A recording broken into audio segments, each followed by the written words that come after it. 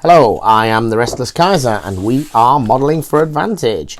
Once again, an unboxing, our What's in the Box series, looking at tanks of the modern age, this time the Chieftain expansion. And I believe this is the final one in the series. So, let's get this box open and see what we've got inside. A bit odd with this box, the casing is out of alignment. Not that that makes any difference to what's inside, but it was noticeable. Something. So we'll plop these down, start with the sheet of paper. So in the Team Yankee type World War III setting that we have, this is the main battle tank for the British. Got a nice picture on the front there of the Chieftain tank. This tank I think was quite revolutionary in its time generationally, but by the period that this game is set in, is starting to show its age. So it's okay, but it's not the most powerful of vehicles compared to things like Leopard 2 and later Abrams versions, and would be superseded by Challenger not long after this situation. So we get a nice painting of the Chieftain on the front there, and on the back the information it tells us that this pack contains an unassembled Chieftain tank, the Chieftain card, the Sprue card, a hero card, 2 crew cards, and 2 upgrade cards. So the instructions, pretty straightforward. There are 2 variants of this tank, the Chieftain and the Chieftain Sprue. Fundamentally, the Chieftain Sprue is an upgraded turret armour. We'll have a bit of a look on the Sprue, and it's clearly labelled black and white which one you want to do. They do perform differently in game, and it is a highly visible marker, so you probably do want to carefully decide which of the 2 you want to make. With a lot of effort with magnets, you could possibly try and make both, but you'd be trying to magnetize a lot of very small pieces, as we'll see in a moment. So this Sprue is a bit unusual in that it comes in 2 parts, but it's clearly been molded as slightly larger. The original Sprue is slightly larger than the box that it goes in. I'll just pop the cards to one side. So what do we get? Well, we get the tracks, we get the skirts, the lower hull, the upper hull, the decks, as you would expect, the lower part of the turret, the rear plates, and 2 turret options. So as you can see, this one on this side here, this has got this bulge of armour. That is the Sprue armour. On the smaller Sprue, we get 2 of the GPMG machine guns. We get the powerful main gun with a nice thermal sleeve, some little bits of stowage here, an open and a closed hatch, but no commander to go in the open hatch, certainly not in this kit.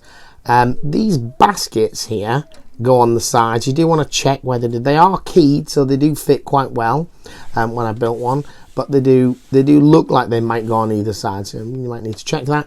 And then we have this, again, quite distinctive feature of the Chieftain, is this huge thermal imaging lamp that it has on the side. If we return to the original picture, you can just about see it there. This thing really does bulge out on the left-hand side of the vehicle, and it has a door on it, which I'm led to believe is because these lamps actually threw out a lot of red light in the early days, and so you needed to be able to turn them off, and they took a long time to cool down. So there we go. Those are the Sprues.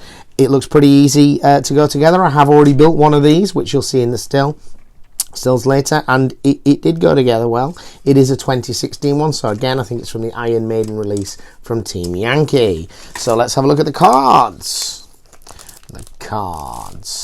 We've got the upgrade cards and the tank cards themselves. So the Chieftain and the Chieftain Sprue. The Chieftain, it's the main Chieftain, has got 6 initiative, 5 firepower, 1 armor, and 8 hit points or hull points. And the Sprue pays 4 extra points and gets an extra point of armor, but loses a point of initiative. I'd have to play and see what you're up against. Against certain vehicles, I think that might make a lot of difference. I mean, armor dice, defense dice are important. You get the stabilizer on both of these, so you can re-roll an attack die. It's like the Tanks World War II version with the semi-indirect fire, except you get this all the time. You don't have to stand still. So let's have a look at the data cards then on the little thing. We get the fire extinguisher. Discard this to cancel a fire effect. On a vehicle with 8 hull points, a fire could be pretty grim if you caught one and didn't manage to put it out. Spearhead. After this model is deployed, It can make up to its number of moves up to its speed. There's a doctrine upgrade. We have a Lifeguard Commander, who is a generic British commander. +2 initiative during the movement phase. When you reveal this card until the end of the turn, the model gains a further 2 initiative. So this one can start concealed and then be revealed, I assume. Focused Loader. While the tank is stationary, if this tank scores an uncancelled critical hits, you may exchange one of the critical hits for 2 hits.